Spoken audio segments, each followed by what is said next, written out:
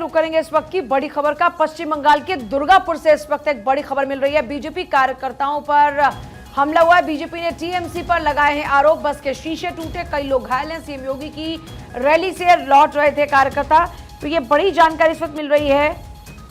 BJP ने TMC पर आरोप लगाए हैं, बस के शीशे टूटे हैं, कई लोग घायल हैं और आरोप ये लगाया जा रहा है कि पश्चिम बंगाल में बीजेपी कार्यकर्ताओं के ऊपर हमला कराने वाले टीएमसी के लोग हैं और ये बड़ा हमला बताया जा रहा है। कि जिस वक्त हमला हुआ उस वक्त बीजेपी कार्यकर्ता यूपी के मुख्यमंत्री योगी आदित्यनाथ की रैली से लौट रहे थे। तो ये बड़ी जानकारी इस वक्त। बीजेपी ने टीएमसी पर ये बड़े गंभीर आरोप लगाए हैं। पश्चिम बंगाल में लगातार चुनाव प्रचार आप देख रहे हैं, पीएम मोदी से लेकर सीएम योगी आदित्यनाथ का, और इस बीच खबर यह है कि सीएम योगी की रैली से लौट रहे कार्यकर्ताओं के ऊपर हमला हुआ है। और पश्चिम बंगाल में हमले की जानकारी, पश्चिम बंगाल के दुर्गापुर में यह हमला हुआ है। चुनाव प्रचार के लिए पश्चिम बंगाल पहुंचे उत्तर प्रदेश के मुख्यमंत्री योगी आदित्यनाथ के कार्यक्रम से वापस लौट रहे लोगों के ऊपर यह हमला हुआ है। बड़ी खबर है इस वक्त की। पश्चिम बंगाल के दुर्गापुर में हमला हुआ। देखिए, बहरामपुर में रैली की सीएम योगी आदित्यनाथ ने और मंगलवार शाम को योगी का काफिला रैली से वापस लौट रहे थे लोग। इसी दौरान कथित तौर पर पश्चिम बर्धमान के दुर्गापुर में डीवीसी चौराहे के पास कुछ लोग मुंह पर सफेद कपड़ा बांधकर अचानक से योगी आदित्यनाथ की बस के सामने आ गए और उन्होंने बस पर ईंट पत्थर फेंकने शुरू कर दिए। इससे भाजपा मंडल के जो महासचिव हैं श्रीराम मंडल, वो भी घायल हुए हैं। नाराज भाजपा कार्यकर्ता मौके पर जमा भी हो गए और जमकर नारेबाजी भी शुरू कर दी। हमले का आरोप तृणमूल कांग्रेस पर लगाया है। इसके बाद भाजपा कार्यकर्ता टीएमसी के आतंक के खिलाफ विरोध प्रदर्शन में शामिल हो गए। हमले की खबर पाकर भाजपा के आसनसोल जिला संगठन जो अध्यक्ष है बप्पा चटर्जी, वो भी मौके पर पहुंचे और इस तरीके से ये पूरा मामला अब तूल पकड़ता हुआ नजर आ रहा है। सीएम योगी की रैली से लौट रहे थे कार्यकर्ता जो कि हमले का शिकार हुए हैं। खबर यह कि सफेद रंग का कपड़ा मुंह पर बांधे आए लोगों ने सीधे पत्थरबाजी शुरू कर दी और बीजेपी कार्यकर्ताओं पर हुए इस हमले के बाद बीजेपी कार्यकर्ताओं की नारेबाजी शुरू हुई और उसके बाद ये मामला अब और तूल पकड़ता हुआ नजर आ रहा है। और देखिए, फिलहाल पुलिस जांच पड़ताल लगातार कर रही है और तस्वीरें भी आप अपनी स्क्रीन पर देख रहे हैं। जब शीशे तोड़े गए, पत्थर के जरिए इन शीशों को तोड़ा गया। फिलहाल पूरा मामला पुलिस के संज्ञान में है, कार्रवाई पुलिस के द्वारा की जा रही है। पश्चिम बंगाल से ये खबर और फिलहाल बीजेपी के द्वारा टीएमसी के ऊपर सीधे तौर पर हमला बोला जा रहा है और आरोप लगाए जा रहे हैं। हालांकि जांच पड़ताल लगातार जारी है। सीएम योगी की रैली से लौट रहे थे ये सभी कार्यकर्ता। बढ़ते हैं खबरों में आगे। अगली खबर, उम्मीदवारों को प्रधानमंत्री नरेंद्र मोदी ने ज्ञान दिया। तीसरे चरण के उम्मीदवारों को पीएम नरेंद्र मोदी ने खत लिखा है। 7 मई को होना है तीसरे चरण के लिए मतदान और ऐसे में पीएम नरेंद्र मोदी ने एक चिट्ठी लिखी है, खत लिखा है। आरक्षण पर कांग्रेस की सोच बताएं, कांग्रेस के वोट बैंक पॉलिटिक्स पर सर्च करें और बताएं कि कैसे कांग्रेस बांटने की राजनीति करती है। इंडियन एक्सप्रेस के हवाले से एक खबर और जानकारी अखबारों में दी गई कि तीसरे चरण की वोटिंग से पहले पीएम नरेंद्र मोदी ने एनडीए के प्रत्याशी को यह पत्र लिखा है और कई सारी अहम बातें उनके द्वारा कही गई है। पीएम नरेंद्र मोदी ने कहा है पत्र में, पार्टी का अध्यक्ष रहते हुए आपने ऐतिहासिक सदस्यता अभियान चलाए और जिसके परिणाम स्वरूप हमने भाजपा को विश्व की सबसे बड़ी पार्टी बनाने के अपने साझा सपने को साकार किया है। और पीएम नरेंद्र मोदी ने अमित शाह को यह पत्र लिखा है। ये पत्र की जानकारी दे रहे हैं। इसके सिवाय एनडीए के प्रत्याशियों को भी प्रधानमंत्री के द्वारा यहां पर पत्र लिखा गया है। आगे बढ़ते, तेलंगाना के मारवाड़ियों को साध रही बीजेपी, राठौर, चतुर्वेदी, पंचारिया पर जिम्मेदारी है। देखिए, प्रदेश के कई नेताओं पर दूसरे राज्य की भी जिम्मेदारी है। चुनावी सभाएं वो कर रहे हैं, नामांकन में शामिल हो रहे हैं। इससे पहले आपने लगातार तस्वीरें देखी और हमने आपको बताया भी, जैसे कि राजनाथ सिंह को लेकर के हमने आपको बताया था। उनके साथ तो फिलहाल सीएम योगी आदित्यनाथ थे ही, लेकिन उत्तराखंड के मुख्यमंत्री भी पहुंचे थे। दूसरी तरह से फिलहाल खबर है तेलंगाना से जुड़ी हुई कि मारवाड़ियों को बीजेपी लगातार साध रही है। चुनावी सभाएं जो है अन्य राज्यों के बड़े नेता भी कर रहे हैं। राठौर, चतुर्वेदी पर ज्यादा जिम्मेदारियां, कई नेताओं पर दूसरे राज्यों की जिम्मेदारी। बढ़ते खबरों में आगे, और एम्स में नर्सिंग स्टूडेंट ने फांसी लगाई है। बड़ी खबर है। दिल्ली के हॉस्टल की ये पूरी घटना बताई जा रही है। पुलिस ने सुसाइड नोट भी बरामद कर लिया है। बीपीएससी की परीक्षा की तैयारी कर रही थी छात्रा। अब इस खबर के सामने आने के बाद पुलिस की तफ्तीश जारी है। सुसाइड नोट बरामद की गई है। साक्षी, और इस बीच दैनिक भास्कर में एक खबर जिसमें हेडलाइन दी गई कि एम्स हॉस्पिटल में बीएससी नर्सिंग की छात्रा ने फांसी लगाकर खुदकुशी कर ली। फंदे से लटकी मिली 21 साल की लड़की, जिसमें जांच पड़ताल लगातार जारी है। साउथ दिल्ली में एम्स के हॉस्पिटल में एक लड़की ने फांसी लगाकर खुदकुशी कर ली है। और इस बीच बीएससी नर्सिंग सेकेंड ईयर की छात्रा बताई जा रही है। मामले की सूचना मिलने पर पुलिस ने शव को पोस्टमार्टम के लिए फिलहाल भेज दिया है। अब पुलिस के मुताबिक मंगलवार सुबह लगभग 11:30 बजे एम्स हॉस्पिटल में एक लड़की ने आत्महत्या करने के संबंध में पीसीआर कॉल मिली पुलिस को और पुलिस पुलिस स्टाफ घटनास्थल पर पहुंचा, जहां पर 21 साल की लड़की फंदे से लटकी हुई मिली। फिलहाल जांच पड़ताल लगातार जारी है इस पूरे मामले में। पूजा, अब देखिए जाहिर तौर पर ये मामला इसलिए भी बेहद गंभीर हो जाता है क्योंकि देखिए एक तरफ हम कोटा में देख रहे हैं जहां पर छात्रों की जो आत्महत्या का सिलसिला वो थमने का नाम नहीं ले रहा। अब एक और इस तरह का मामला सामने आता अच्छा है। पूजा, यहाँ पर जो सुसाइड नोट मिला है, अखबार में जानकारी दी गई कि लड़की ने बताया है कि वो डिप्रेशन के कारण ऐसा कर रही है और वो परीक्षा की तैयारी के कारण डिप्रेशन में थी। अब पुलिस इस छात्र के फ्रेंड सर्कल, टीचर्स और वार्डन से बात कर जांच को आगे बढ़ा रही है। परिवार वालों के आने के बाद में आगे की जानकारी भी मिलेगी। और देखिए इसी पॉइंट पर हम आ भी रहे थे कि बच्चों के ऊपर इतना ज़्यादा प्रेशर है। हालांकि देखिए कई प्रयास किए जा रहे हैं कि बच्चे के ऊपर प्रेशर ना हो, बच्चे डिप्रेशन का शिकार ना हो, या फिर जब आपके सामने कई सारे चैलेंजेस हैं, आपको आगे बढ़ना है, कंपटीशन में आपको बने रहना है और उसमें आपको आगे निकलना है, तो ये जो एकदम दौड़ इस वक्त लगी है छात्रों के बीच में, ये एक बड़ा रीज़न है, एक बड़ा फैक्टर है और शायद इसीलिए इस पर काम भी बहुत तेज़ी के साथ हो रहा है। चलिए आगे बढ़ते हुए बात होगी उत्तराखंड में जंगलों में लगी जो आग है उसको लेकर, क्योंकि एक सबसे बड़ा सवाल और बड़ा अहम सवाल बना हुआ है ये कि उत्तराखंड के जंगलों में जो आग लगी है वो कब थमेगी। जंगलों के धधकने का सिलसिला कम होने की बजाय बढ़ता जा रहा है। शुष्क मौसम के चलते जंगल की आग और ज़्यादा विकराल होती हुई नजर आ रही है। 24 घंटे में ही आग की 68 नई घटनाएं सामने आई हैं। कुल 88 हेक्टेयर वन क्षेत्र को अभी तक क्षति पहुंची है। कुमाऊं में ही 2 फायर वॉचर भी झुलस गए हैं। तो कुल मिलाकर देखा जाए तो हम देख रहे हैं कि देखिए उत्तराखंड में जो जंगलों में आग लगी है वो आग कम होने की बजाय बढ़ती हुई नजर आ रही है। जो एरिया है, जो क्षेत्रफल है, वो क्षेत्रफल और ज़्यादा फैलता हुआ नजर आ रहा है। देखिए कुमाऊं में ही बात करते तो 2 लोगों के झुलसने की खबर मिली है। जंगलों के धधकने का जो सिलसिला वो थमने का नाम नहीं ले रहा। लोग दम घोंटू हवा में सांस लेने के लिए मजबूर है। जो वनस्पति है, जो वन्य जीव हैं, उन सब का कितना नुकसान हो रहा है ये आप देखिए। दूसरा ये कि जलवायु परिवर्तन पहले ही एक बड़ी चुनौती बना हुआ है। ऐसे में जब जंगलों में आग लगे तो सोचिए कि जो पहाड़ ठंडे रहते हैं उन पहाड़ों पर भी गर्मी का एहसास हो रहा है। अब लेकिन सबसे महत्वपूर्ण सवाल ये है कि उत्तराखंड में लगातार प्रयासों के बावजूद भी आखिरकार आग कब थमेगी, क्योंकि देखिए जंगलों में पूरी लकड़ी ही लकड़ी होती है, वन्य जीव होते हैं, तेजी से आग फैलती हुई नजर आती है। ऐसे में आग फैलने के कारण से जो जंगल है, जो जंगल के जलने का जो हेक्टेयर है वो बढ़ता जा रहा है, जो एरिया, जो क्षेत्रफल है वो बढ़ता जा रहा है। आग में 2 फायर वॉचर जो है वो झुलसे भी हैं। हालांकि बार बार ये कहा जाता है, दावा किया जाता है कि हम प्रयास कर रहे हैं और ये एक बड़ी चुनौती बन चुका है। तमाम सरकारें दावे करती हैं, वादे करती हैं कि जल्दी जल्द इस तरह की जो आग है उस पर काबू पाया जाएगा और इस तरह की आग ना लगे उस पर काम किया जाएगा। लेकिन एक हकीकत ये है कि आज भी उत्तराखंड के जंगल धधक रहे हैं। और देखिए आगे बढ़ते हुए एक बार फिर से बात कर लेते हैं चुनावों से संबंधित खबर की, क्योंकि मतदान पर मिलेगी अंगूठी, टीवी और फ्रिज। दरअसल वोटिंग के बाद में लकी ड्रॉ निकाला जाएगा, ये खबर मिल रही है। इस बीच घटते मतदान से चुनाव आयोग की चिंता बढ़ रही है, क्योंकि पिछली बार के मुकाबले अभी हम बता भी रहे थे 3 से 4% जो मतदान है वो गिरा है। फर्स्ट और सेकंड फेज में ये आंकड़े सामने आए। वोटर्स को लुभाने के लिए लकी ड्रॉ निकाला जाएगा। भोपाल जिले में वोटिंग के बाद में लकी ड्रॉ निकाला जाएगा और अगर आप लकी ड्रॉ जीत जाते हैं तो मतदान पर आपको अंगूठी मिल सकती है, टीवी मिल सकती है और फ्रिज भी मिल सकता है, ताकि लोग अपने घरों से बाहर निकले और चाहे लकी ड्रॉ और इन गिफ्ट्स के सहारे ही सही, लेकिन वो वोट अपना कास्ट जरूर करें, अपने मताधिकार का इस्तेमाल जरूर करें, क्योंकि बहुत महत्वपूर्ण है अपने मताधिकार का इस्तेमाल करना। और इसीलिए देखिए गर्मी क्योंकि बहुत ज्यादा है, इसीलिए ओआरएस वाटर और पानी से संबंधित जो तमाम फैसिलिटीज हैं, वो जो केंद्र है, बूथ्स है, पोलिंग बूथ्स वहां पर की जा रही हैं। साथ साथ में चुनाव आयोग भी लगातार लोगों को प्रेरित कर रहा है कि आप घर से बाहर आइए, हैप्पी आवर्स में चाहे वोटिंग करिए, क्योंकि सुबह 7 से 11 के हैप्पी आवर्स कहे जाते हैं। और ऐसे में पूजा, इससे पहले भी हमने देखा था फर्स्ट और सेकंड फेज में सेल्फी को बूथ्स बनाए गए थे और इसी के साथ में जो फर्स्ट 50 स्क्रैच कार्ड्स थे वो भी कई जगहों पर दी जा रहे थे ताकि लोग आए और वोटिंग करें। देखिए भारत का लोकतंत्र एक बड़ा लोकतंत्र है और ऐसे में इस लोकतांत्रिक व्यवस्था में चुनाव कराना चुनाव आयोग की जिम्मेदारी होती है।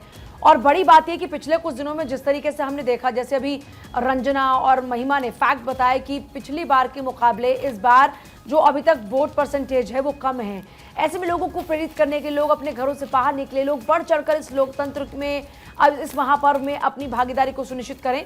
तो अलग अलग तरीके इस बार किए जा रहे हैं। लकी ड्रॉ के जरिए लोगों को लुभाने के लिए, वोटर्स को लुभाने के लिए प्रयास किए जा रहे हैं। भोपाल जिले में वोटिंग के बाद लकी ड्रॉ निकालने का जैसे प्रयास किया जा रहा है, ऐसी जैसे आपने जिक्र किया स्क्रैच कार्ड्स का, ऐसे अलग अलग तरीके अपनाए जा रहे हैं कि लोग अपने घरों से बाहर निकले। तो जो वोटर्स अभी तक अपने वोट जो उनके अभी तक निपट चुके हैं, तो देखिए लोगों को प्रेरित कीजिए, जो गलती आपने की कम से कम लोग वो गलती ना करें। और जो लोग इस बार मन बना रहे हैं कि इसे छुट्टी के तौर पर ले, तो छुट्टी नहीं बल्कि ये लोकतंत्र के महापर्व में आपकी वोट के जरिए एक आहुति है ताकि लोकतंत्र मजबूत हो। और देखिए, हम आमतौर पर सरकारों से शिकायत करते हैं कि ये नहीं मिला तो वो नहीं मिला, लेकिन हमें पहले अपनी जिम्मेदारी को बखूबी निभाना होगा और तब हम हकदार होते हैं शिकायत करने के। तो इस मजबूत लोकतंत्र को और मजबूत बनाने के लिए आपकी भूमिका बड़ी अहम है और इसीलिए लोगों को अलग अलग तरीके से प्रेरित किया जा रहा है।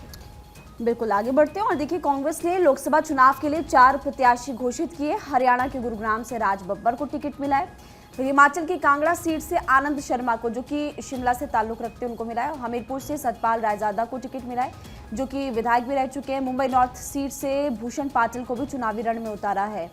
तो अब देखिए, कांग्रेस पार्टी लगातार जो बाकी जो सीट्स है जहां पर अभी तक ऐलान नहीं किया गया, उन सीट्स को लेकर के हम आपको जानकारी दे रहे हैं।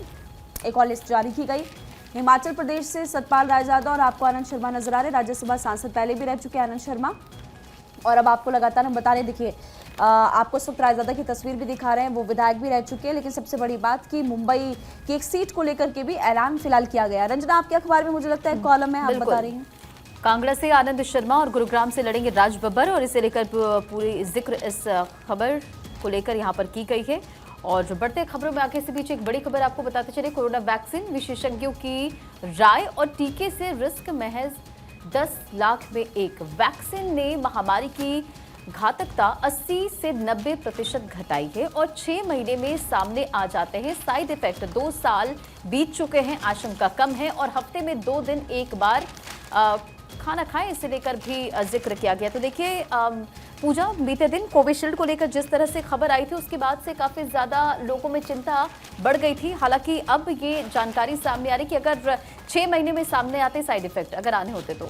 देखिए, कल जो एस्ट्राजेनेका को लेकर एक खबर सामने आई, उसके बाद लोगों में हड़कंप सा मच गया, क्योंकि ज़रा सोचिए, 178 करोड़ लोगों ने कोविशील्ड लगाई है भारत के अंदर। सबसे ज़्यादा कोविशील्ड ही भारत में लगी है, तो लोगों में एक डर का माहौल। दूसरा ये भी है कि इट्स अ कोइंसिडेंस कि जिस तरीके से पिछले कुछ दिनों में देखा कि हार्ट अटैक के मामले सामने आ रहे, लोग वर्कआउट कर रहे हैं, हार्ट अटैक आ गया, डांस कर रहे हैं, हार्ट अटैक आ गया, शादी से ऐसे कई वीडियो सामने आए, तो लोगों को लगा इस पूरी रिपोर्ट के बाद में कि अब एक बड़ी वजह ये तो नहीं, लेकिन धीरे धीरे करके जो डॉक्टर्स हैं उनकी तरफ से, जो विशेषज्ञ उनकी ओर से चीज़ें क्लियर हुई।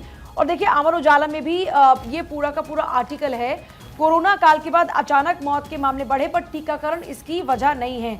2 साल पहले भी कहा गया था बूस्टर डोज की जरूरत नहीं है। देखिए, अलग अलग जो लोगों के अभी तक अपने राय है, जो अपने मत है, वो सामने आ रहे हैं। कोविशील्ड वैक्सीन पर उठ रहे सवालों के बीच में विशेषज्ञों ने माना कि दिल दिमाग सहित दूसरी बीमारियों का खतरा बढ़ा है। मतलब अलग अलग देखिए लोगों का कहना है। और क्योंकि कल जब हमारा पूरा शो गया, उसमें भी डॉक्टर्स का ये कहना था कि वैक्सीन इसकी एक बड़ी वजह नहीं हो सकती है। और दूसरी बात ये कि इतनी बड़ी तादाद में वैक्सीन लगी है और ये जो परसेंटेज है वो बहुत ही कम है। और एस्ट्राजेनेका ने ये कन्फेशन कोर्ट में किया था, यूके के कोर्ट में ये कहा था कि हाँ, कुछ इस तरह के रिएक्शंस आए हैं, लेकिन ये रेयर हैं।